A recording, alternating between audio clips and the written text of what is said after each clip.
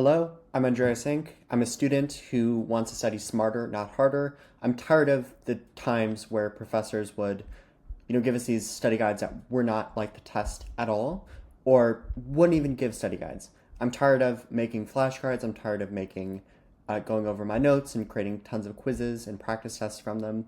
Like I remember back in high school, I used to team up with people to create these quizzes that would be helpful for the AP exam. And now with AI and GPT, we can just create that right here with ExamCram. So it's a macOS app as well as an iOS app. It's the 3.0 version, so it's the third iteration, and it's something that I've found very helpful. So what does it do? You input a PDF, or you simply type in what you'd like to study. So for databases, I'm going to do SQL. Press create quiz. In about 5 seconds, it'll generate the quiz for you. And if you were to input a PDF or a PowerPoint or something else, it's also going to read that for you, and it's going to generate quizzes from that. There's also a recording option, so it can record what your professor is saying if you ask for permission, and from there, it'll generate a quiz for you. So it's super helpful. It's something that I cannot wait to use, this 3.0 version, in like a week when school starts, and it's something that I really think is helpful for a lot of students. So what does SQL stand for? Well, it stands for Structured Query Language, if I'm correct. Cool, I'm correct.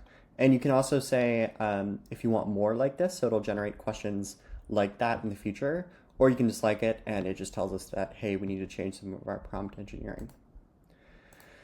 Okay, let's just get this one wrong intentionally. So to compile programming languages, SQL isn't for that. So you can double tap Chip here. He's an AI tutor that has context aware, so he can understand like what question you're on, understand your course content. So you double tap, you can see he's spinning, so he's thinking. And then, yeah, SQL is not for compiling languages. And then if I press here, it'll explain even further what the issue is. So yeah, now we know kind of like, okay, SQL isn't for compiling languages, and we got that down. And then you can also hold this button to go back, which is cool.